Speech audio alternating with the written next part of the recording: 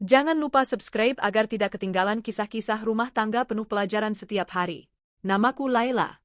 Ada satu hari yang tidak akan pernah bisa kulupakan selama hidupku. Bukan hari pernikahanku. Bukan juga hari ketika dokter mengatakan aku sedang mengandung. Melainkan, hari ketika suamiku sendiri mengusirku dari rumah saat kandunganku sudah berusia 8 bulan. Hari itu, aku bukan hanya kehilangan tempat tinggal. Aku juga hampir kehilangan harapan. Aku menikah dengan seorang pria bernama Farhan. Pernikahan kami sudah berjalan hampir 4 tahun. Pada awalnya, Farhan adalah suami yang penyayang. Ia selalu mengantarku bekerja, selalu mengingatkanku makan tepat waktu, dan tidak pernah lupa membawakan makanan kesukaanku saat pulang kerja. Aku benar-benar merasa menjadi perempuan paling beruntung. Namun, semuanya berubah setelah Farhan kehilangan pekerjaannya. Ia menjadi mudah marah, mudah tersinggung, sering pulang larut malam. Kalau kutanya, jawabannya selalu sama. Aku lagi cari pekerjaan. Aku mempercayainya. Aku tidak ingin menambah beban pikirannya. Selama beberapa bulan, akulah yang bekerja memenuhi kebutuhan rumah tangga. Aku tidak pernah mengeluh. Karena bagiku, dalam pernikahan, suami dan istri memang harus saling menguatkan. Beberapa bulan kemudian, Allah memberikan kabar yang sangat kami nantikan. Aku hamil. Farhan menangis saat melihat hasil pemeriksaan dokter. Ia memelukku erat. Akhirnya, kita bakal jadi orang tua. Hari itu, aku berpikir semua masalah kami akan segera berlalu. Aku salah. Memasuki usia kandungan 6 bulan. Sikap Farhan justru semakin berubah. Ia semakin sering pulang dini hari. Teleponnya selalu dikunci. Kalau sedang membalas pesan, ia menjauh dariku. Saat kutanya, ia malah marah. Kamu jangan curiga terus. Aku hanya diam. Aku tidak ingin bertengkar dalam kondisi hamil. Tetangga mulai berbisik. Beberapa kali aku melihat Farhan dibonceng seorang perempuan. Saat kutanyakan lagi, ia justru membanting gelas di ruang makan. Sudah kubilang, itu cuma teman. Aku menangis. Bukan karena bentakannya, tetapi karena untuk pertama kalinya, aku merasa asing dengan laki-laki yang dulu sangat kucintai. Semakin dekat hari persalinan, tubuhku semakin berat. Aku sulit berjalan. Kakiku mulai bengkak. Dokter bahkan menyarankan agar aku banyak beristirahat. Aku tetap bekerja dari rumah. Karena tabungan kami hampir habis. Sedangkan Farhan belum juga membawa pulang penghasilan. Suatu malam, Farhan pulang dengan wajah sangat kesal. Ia langsung melempar tas ke sofa. Ada apa, Mas? Ia tidak menjawab. Aku mencoba membuatkan teh hangat. Namun, tiba-tiba ia berkata, Laila. Iya? Aku capek hidup begini. Aku mengernyit. Maksudnya? Farhan menatapku dingin. Aku merasa rumah ini sesak. Aku butuh hidup baru. Dadaku mulai berdebar. Aku tidak mengerti arah pembicaraannya. Lalu, kalimat yang paling menghancurkan itu akhirnya keluar. Kamu keluar saja dari rumah ini. Aku membeku. Apa? Aku bilang, pergi. Aku menggeleng pelan. Mas, aku lagi hamil 8 bulan. Farhan justru tertawa sinis. Itu urusanmu. Rumah ini bukan tempatmu lagi. Air mataku langsung jatuh. Aku memegang perutku yang semakin sering terasa kencang. Mas, kasihan anak kita. Namun Farhan tetap tidak berubah. Ia mengambil koper, membuka lemari, lalu melemparkan pakaian-pakaianku ke lantai. Cepat keluar. Aku nggak mau lihat kamu lagi. Tangisku pecah. Aku benar-benar tidak percaya. Laki-laki yang dulu berjanji akan menjagaku seumur hidup, kini mengusirku saat aku sedang mengandung anaknya. Malam itu, dengan tubuh yang sudah sangat berat, aku menyeret koper keluar rumah. Langit sedang hujan. Tidak ada kendaraan. Tidak ada keluarga yang bisa segera datang menjemput. Aku hanya berdiri di pinggir jalan, sambil memeluk perutku, berusaha menahan tangis. Tiba-tiba, perutku terasa sangat sakit. Kontraksi pertama datang lebih cepat dari perkiraan dokter. Aku mulai kesulitan berdiri. Di tengah hujan deras, aku berbisik sambil menangis. Nak, tolong bertahan ya. Namun aku tidak tahu bahwa malam ketika aku diusir itu akan menjadi awal dari penyesalan terbesar dalam hidup Farhan. Karena pada hari kelahiran anak kami nanti, ia akan kehilangan sesuatu yang tidak akan pernah bisa dibeli atau dikembalikan lagi. Hujan semakin deras. Aku berdiri di pinggir jalan sambil memegang perutku. Rasa sakit yang tadi hanya sesekali datang, kini mulai muncul lebih sering. Aku mencoba menarik napas panjang. Ya, tolong kuatkan aku. Di belakangku, pintu rumah masih tertutup rapat. Tidak ada seorang pun yang keluar. Bahkan Farhan tidak sekalipun melihat ke arahku. Seolah-olah, aku benar-benar bukan lagi bagian dari hidupnya. Aku mencoba menghubungi suamiku sekali lagi. Telepon pertama, tidak diangkat. Telepon kedua, ditolak. Aku mengirim pesan. Mas, tolong perutku sakit. Tolong antar aku ke rumah sakit. Pesanku hanya dibaca. Tidak ada balasan. Beberapa menit kemudian, nomorku justru diblokir. Tanganku langsung lemas. Aku tidak pernah membayangkan, laki-laki yang dulu selalu panik saat aku demam, kini membiarkanku sendirian dalam kondisi hamil tua. Aku lalu menghubungi adikku. Sayangnya, ia sedang bekerja di luar kota. Ibuku tinggal di desa yang jaraknya hampir 4 jam perjalanan. Aku benar-benar sendirian. Saat itulah, sebuah motor berhenti di depanku. Laila? Aku mengangkat wajah. Ternyata Bu Sari. Tetangga yang rumahnya berada 2 gang dari rumahku. Beliau langsung turun dari motornya. Kamu ngapain di sini? Melihat koper di sampingku, dan wajahku yang basah karena hujan serta air mata. Beliau seolah langsung mengerti. Belum sempat aku menjelaskan, kontraksi datang lagi. Aku meringis sambil memegang perut. Laila? Kamu kenapa? Perutku sakit, Bu. Bu Sari langsung panik. Ya Allah, kamu sudah mau melahirkan? Aku menggeleng. Nggak tahu. Tapi sakitnya semakin sering. Tanpa berpikir panjang, beliau segera memanggil suaminya. Tidak sampai 5 menit, Pak Hasan datang membawa mobil pikap miliknya. Laila, ayo cepat masuk. Aku masih sempat menoleh ke arah rumah Farhan. Dalam hati, aku berharap suamiku keluar. Sekadar melihat keadaanku. Sekadar bertanya apakah aku baik-baik saja. Namun, rumah itu tetap gelap. Tidak ada yang membuka pintu. Perjalanan menuju rumah sakit terasa sangat lama. Setiap beberapa menit, aku menggenggam tangan Bu Sari karena kontraksi semakin kuat. Beliau terus mengusap kepalaku. Sabar ya. Sebentar lagi sampai. Aku mengangguk sambil menahan tangis. Yang paling menyakitkan bukan rasa kontraksinya, tetapi kenyataan bahwa, di saat seorang istri paling membutuhkan suaminya, aku justru ditemani oleh orang lain. Sesampainya di IGD, perawat langsung membawaku ke ruang pemeriksaan. Dokter segera melakukan USG. Beberapa menit kemudian, wajah dokter terlihat serius. Ibu Laila. Iya, Dok? Ibu mengalami kontraksi dini. Saya melihat tekanan darah ibu juga cukup tinggi. Apakah ibu baru mengalami stres berat? Air mataku langsung jatuh. Aku hanya mengangguk pelan. Dokter menarik napas. Kalau begitu, ibu harus dirawat. Kami khawatir kondisi bayi terganggu. Dadaku terasa sesak. Aku memegang perutku. Anakku, baik-baik saja kan, Dok? Dokter tersenyum tipis. Detak jantung bayi masih bagus. Tapi ibu harus benar-benar tenang. Malam itu, aku dirawat di ruang bersalin. Bu Sari tetap menemaniku. Beliau bahkan mengurus semua administrasi rumah sakit. Aku berkali-kali meminta maaf.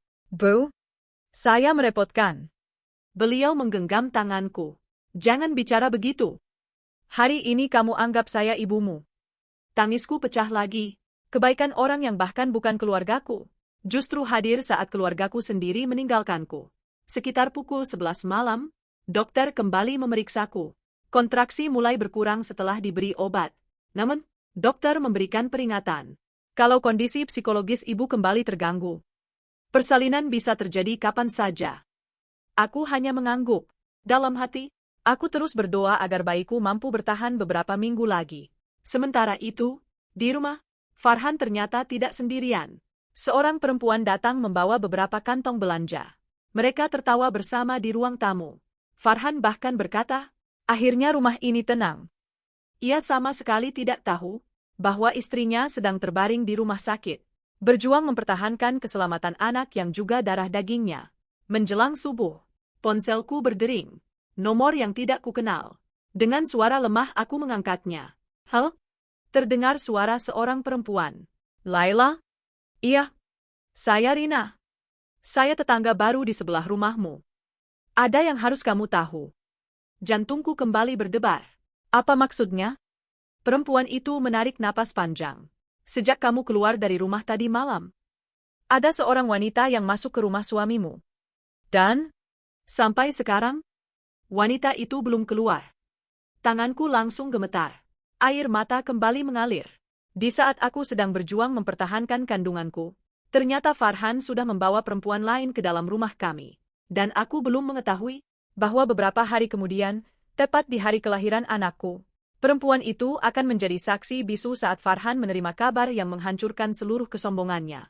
Malam itu, setelah mendengar kabar dari Rina, aku hanya bisa diam. Ponsel masih menempel di telinga. Namun mulutku tidak mampu mengeluarkan satu kata pun. Aku merasa seperti kembali jatuh untuk kedua kalinya. Saat suamiku mengusirku dalam keadaan hamil 8 bulan. Saat aku tahu ternyata ada perempuan lain yang masuk ke rumah kami. Laila, kamu masih dengar suara saya? Aku menarik napas panjang. Iya, Bu Rina. Terima kasih sudah memberitahu. Tapi, aku berhenti sejenak. Hatiku terlalu sakit untuk marah. Aku hanya bertanya, siapa perempuan itu? Rina terdiam beberapa detik. Saya tidak tahu pasti. Tapi saya sering melihat dia datang beberapa kali saat kamu masih di rumah sakit. Tanganku langsung mencengkeram selimut. Selama ini, aku selalu mencoba mencari alasan untuk membela Farhan. Aku berpikir mungkin dia hanya sedang tertekan. Mungkin dia hanya lelah karena masalah pekerjaan. Mungkin dia hanya sedang emosi. Tapi ternyata, ada sesuatu yang selama ini aku tidak tahu.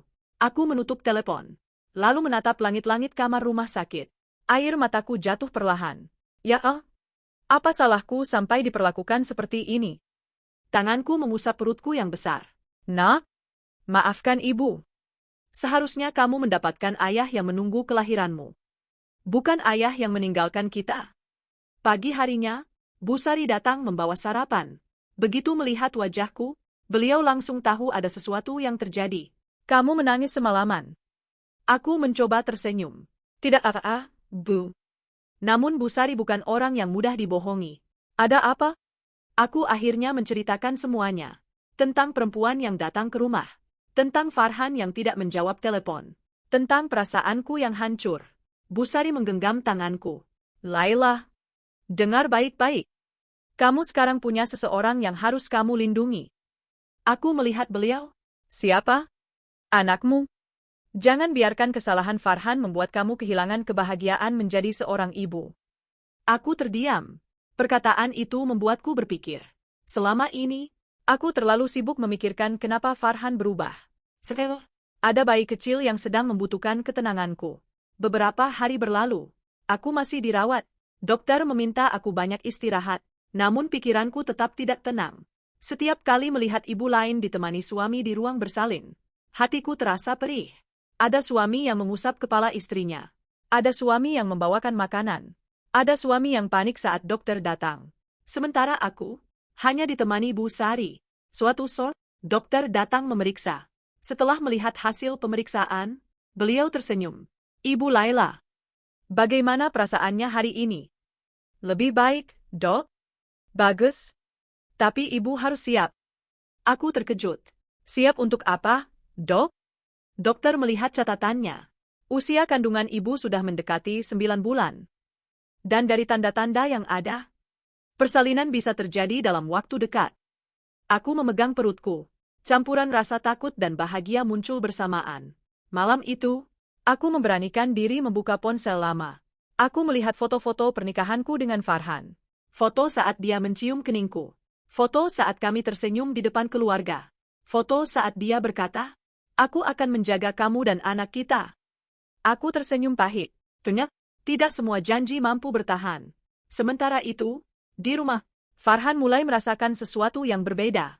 Awalnya ia merasa lega. Rumah menjadi lebih bebas. Tidak ada lagi istri yang bertanya. Tidak ada lagi tangisan. Tidak ada lagi keluhan. Namun, hari demi hari, ia mulai melihat kenyataan. Perempuan yang selama ini bersamanya ternyata tidak seperti yang ia bayangkan. Namanya Vina. Awalnya Vina terlihat perhatian. Namun setelah beberapa hari tinggal di rumah, sikapnya mulai berubah. Farhan, kamu bilang keadaan ekonomi kamu sudah membaik.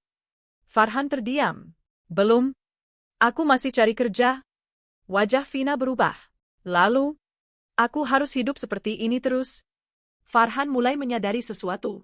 Perempuan yang ia pilih tidak datang saat dirinya jatuh. Berbeda dengan Laila, istrinya yang tetap bertahan saat dia kehilangan pekerjaan. Yang tetap memasak meski sedang lelah. Yang tetap percaya meski hatinya terluka. Namun saat itu, Farhan belum berani mengakui kesalahannya. Egonya masih terlalu besar. Suatu pagi, ponselnya berdering. Nomor rumah sakit muncul di layar. Awalnya ia ingin mengabaikan. Namun entah kenapa, hatinya terasa tidak tenang. Akhirnya ia mengangkat telepon. Halo? Suara perawat terdengar. Apakah benar ini suami dari Ibu Laila? Farhan terdiam. Iya. Pak, Ibu Laila sudah masuk ruang persalinan. Beliau akan segera melahirkan. Dunia Farhan seakan berhenti. Karena hari yang selama ini ia tunggu, akhirnya tiba. Hari kelahiran anaknya. Namun, ia tidak tahu, apakah Laila masih mau menerima kehadirannya setelah semua yang ia lakukan. Pagi itu, Farhan masih memegang ponselnya. Suara perawat tadi masih terngiang di kepalanya. Pak, Ibu Laila sudah masuk ruang persalinan. Beliau akan segera melahirkan. Untuk beberapa detik, Farhan hanya diam. Tidak ada kata-kata yang keluar. Karena untuk pertama kalinya, ia benar-benar sadar. Hari yang seharusnya menjadi hari paling bahagia dalam hidupnya, justru terjadi ketika ia tidak berada di sisi istrinya. Farhan. Suara Vina membuyarkan lamunannya. Ada apa? Farhan menoleh. Laila sudah melahirkan? Farhan mengerutkan kening. Kamu tahu dari mana? Vina hanya tersenyum kecil. Aku dengar kamu telepon rumah sakit. Farhan tidak menjawab. Ia segera mengambil kunci mobil. Aku harus pergi. Vina menahan lengannya. Pergi kemana? Ke rumah sakit. Wajah Vina langsung berubah. Untuk apa? Itu istrimu yang kamu usir. Bukankah kamu sudah memilih hidup baru? Kalimat itu membuat Farhan terdiam. Karena tanpa sadar, Vina mengucapkan kenyataan yang selama ini ia hindari. Ia memang memilih pergi. Ia memang mengusir Laila. Ia memang meninggalkan perempuan yang sedang membawa anaknya. Aku cuma mau melihat anakku. Vina tertawa kecil. Anakmu? Baru sekarang kamu ingat dia anakmu. Farhan menatap Vina. Untuk pertama kalinya, ia merasa perkataan perempuan itu benar-benar menusuk. Karena selama ini, ia terlalu sibuk menyalahkan keadaan. Kesalahan terbesar ada pada dirinya sendiri. Sementara itu, di rumah sakit, aku sedang berjuang melahirkan. Rasa sakit yang kurasakan begitu kuat. Tanganku menggenggam tangan Bu Sari. Bu, aku takut. Bu Sari mengusap kepalaku. Jangan takut, Nak. Kamu tidak sendiri. Allah bersamamu. Aku mencoba kuat. Aku hanya memikirkan satu hal. Anakku harus lahir dengan selamat. Di tengah perjuangan itu, aku sempat teringat Farhan. Aku bertanya dalam hati. Apakah dia tahu aku sedang melahirkan? Apakah dia peduli? Namun kemudian aku menghapus pikiran itu. Karena aku sadar, aku tidak bisa terus berharap kepada seseorang yang sudah memilih meninggalkanku. Beberapa jam kemudian, tangisan bayi akhirnya memenuhi ruangan. Selamat, Bu. Bayinya laki-laki. Air mataku langsung mengalir. Bukan karena sakit, tetapi karena bahagia. Aku menatap bayi kecil yang baru saja diletakkan di pelukanku. Halo, Nak. Ibu sudah menunggumu. Aku mencium keningnya. Terima kasih sudah membuat ibu kuat. Dokter tersenyum. Bayinya sehat? Ibu juga harus banyak istirahat. Aku mengangguk sambil tersenyum. Untuk pertama kalinya setelah beberapa minggu, hatiku terasa sedikit tenang. Tidak lama kemudian, pintu ruang rawat terbuka. Aku mengira Bu Sari yang masuk. Seseorang berdiri di sana. Farhan. Aku langsung terdiam. Begitu juga Farhan. Kami saling menatap. Namun rasanya seperti melihat orang asing. Laki-laki yang berdiri di depanku adalah orang yang beberapa hari lalu mengusirku. Orang yang membiarkanku pergi dalam hujan. Orang yang tidak menjawab telepon ketika aku meminta pertolongan. Farhan perlahan mendekat. Matanya langsung tertuju kepada bayi kecil di pelukanku. Anakku? Suaranya bergetar. Aku tidak menjawab. Aku hanya memandangnya dengan tatapan kosong. Aku minta maaf, Laila. Kalimat itu akhirnya keluar. Namun anehnya, hatiku tidak lagi bergetar seperti dulu. Karena ada luka yang terlalu dalam. Luka yang tidak bisa sembuh hanya dengan satu kata maaf. Farhan menangis. Aku salah. Aku seharusnya ada di sini. Aku seharusnya menemani kamu. Aku tetap diam. Kemudian aku berkata pelan, Mas, iya? Hari ini bukan tentang kamu. Farhan terdiam. Hari ini tentang anak kita. Aku bersyukur dia lahir selamat. Tapi jangan berpikir, semua yang terjadi bisa dilupakan begitu saja. Wajah Farhan langsung tertunduk, karena ia tahu, aku benar. Saat itu, Bu Sari masuk ke ruangan. Beliau melihat Farhan. Tatapannya penuh kecewa. Farhan. Iya, Bu. Saya tidak tahu masalah rumah tangga kalian. Tapi saya melihat sendiri bagaimana Laila malam itu. Dia berdiri sendirian. Hamil besar. Menangis. Tidak tahu harus pergi kemana. Farhan menutup wajahnya. Air matanya jatuh. Bu Sari melanjutkan. Kalau kamu memang suaminya, seharusnya kamu menjadi orang pertama yang melindunginya. Bukan orang yang membuatnya paling terluka. Kata-kata itu menghantam Farhan lebih keras daripada apapun. Sore itu, Farhan duduk lama di luar kamar rumah sakit. Ia melihat dari kaca, aku sedang menggendong anak kami, sementara dirinya berdiri di luar, sendirian. Untuk pertama kalinya, ia merasakan bagaimana rasanya kehilangan seseorang yang selama ini selalu ada. Namun, Farhan belum tahu bahwa beberapa hari setelah kelahiran anak kami, sebuah kenyataan tentang Vina akan terbongkar. Dan saat itu, Farhan akan menyadari bahwa ia telah membuang perempuan yang benar-benar mencintainya. Demi seseorang yang ternyata hanya datang ketika hidupnya terlihat mudah. Hari-hari setelah kelahiran anakku, menjadi hari yang penuh perasaan campur aduk. Ada kebahagiaan karena akhirnya aku bisa memeluk bayi kecilku. Namun ada juga luka yang masih terasa setiap kali mengingat bagaimana aku diperlakukan oleh Farhan. Aku memberi nama anakku Raka. Nama yang sudah lama kupersiapkan bersama Farhan ketika kami masih bahagia. Dulu, Farhan pernah berkata, kalau nanti punya anak laki-laki, aku ingin dia tumbuh menjadi pria yang bertanggung jawab. Saat mengingat kalimat itu, hatiku terasa sakit, karena justru ayahnya sendiri yang gagal menunjukkan arti tanggung jawab. Selama aku dirawat di rumah sakit, Farhan hampir setiap hari datang. Namun aku tidak lagi menyambutnya seperti dulu. Aku tetap membiarkannya melihat Raka. Bahkan, dia tetap ayah kandung anakku. Tapi sebagai suami, aku masih membutuhkan waktu untuk menerima semua yang terjadi. Suatu sore, Farhan duduk di kursi dekat tempat tidurku. Ia memperhatikan Raka yang sedang tidur. Laila? Iya? Aku boleh menggendongnya. Aku terdiam sebentar, lalu mengangguk. Pelan-pelan. Farhan mengangkat Raka dengan tangan gemetar. Wajahnya langsung berubah. Matanya berkaca-kaca. Dia kecil sekali. Aku hanya diam. Aku kehilangan banyak momen. Suara Farhan bergetar. Saat dia pertama kali bergerak di perutmu. Saat kamu kesakitan. Saat kamu melahirkan. Aku tidak ada di sana. Aku menatap ke arah lain. Karena tidak ada kata yang bisa menggantikan semua momen yang sudah hilang. Farhan lalu berkata, aku ingin memperbaiki semuanya. Aku ingin membawa kamu dan Raka pulang. Aku menatapnya. Mas? Iya? Aku pulang ke rumah itu bukan karena kamu meminta. Aku pulang kalau aku merasa rumah itu masih menjadi tempat yang aman untukku dan anakku.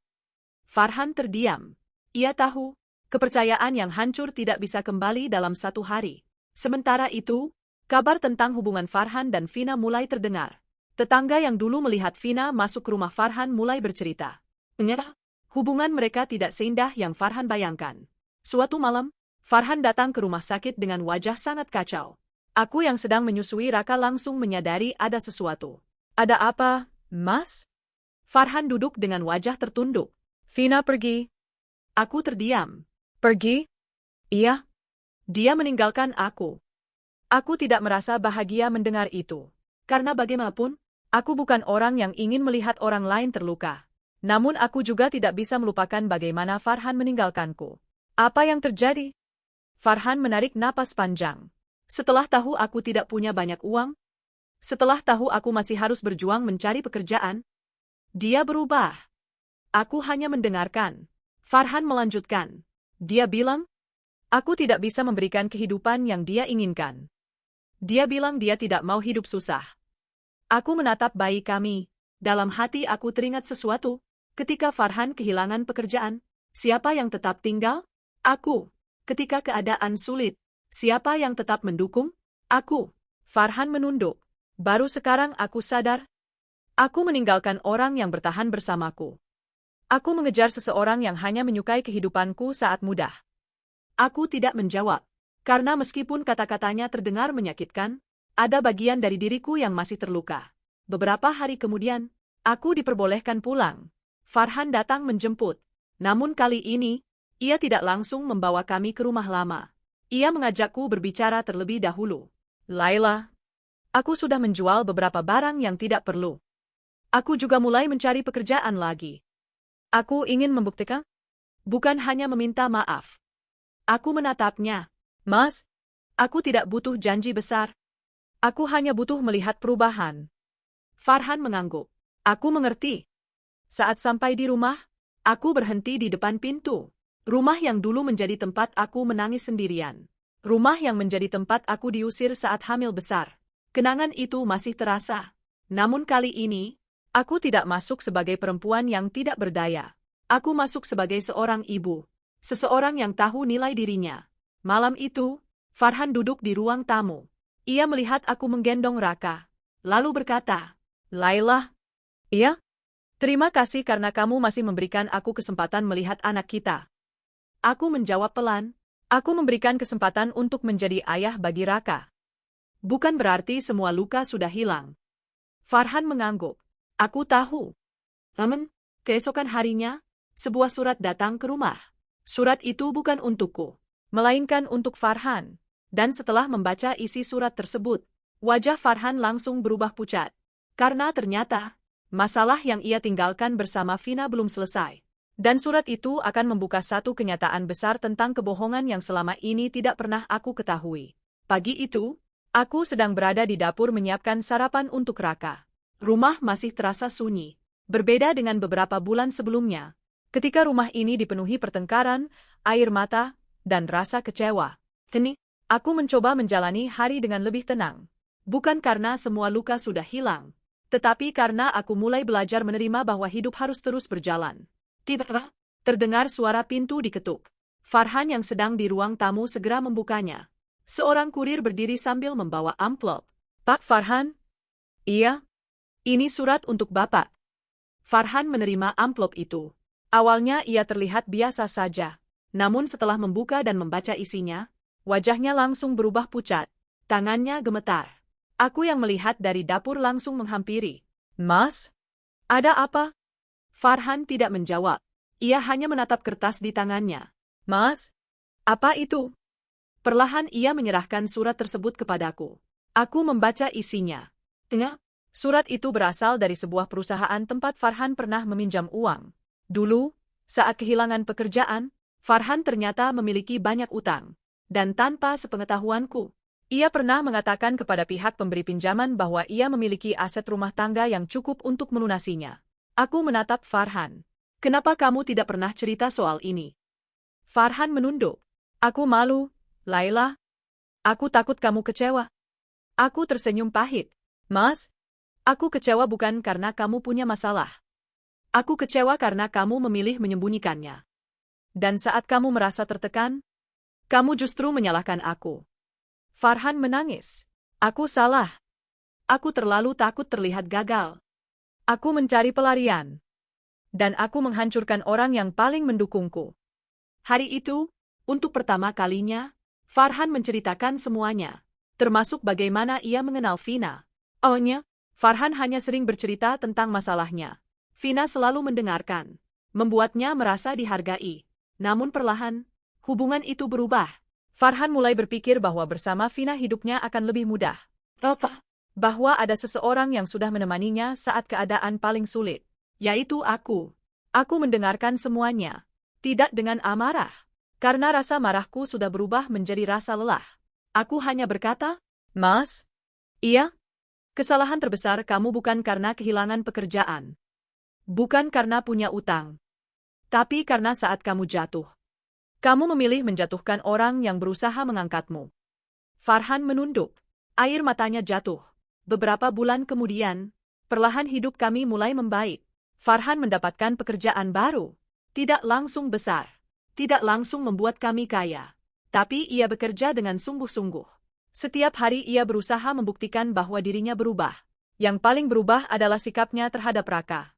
Dulu, ia tidak pernah hadir saat aku hamil. Kini, ia selalu bangun malam ketika Raka menangis. Ia belajar mengganti popok. Ia menemani imunisasi. Ia tidak lagi hanya berkata ingin menjadi ayah. Ia benar-benar menjalankan perannya. Suatu malam, saat Raka sudah tidur, aku dan Farhan duduk di teras. Farhan menatap langit. Laila. Iya? Kalau waktu bisa diulang? Aku ingin kembali ke malam itu. Malam ketika aku mengusirmu. Aku diam. Aku ingin menarik kembali semua perkataanku. Aku ingin memelukmu. Aku ingin mengantarmu ke rumah sakit. Aku ingin menjadi suami yang seharusnya. Aku menatapnya. Mas? Iya? Sayangnya waktu tidak bisa kembali. Farhan mengangguk. Aku tahu.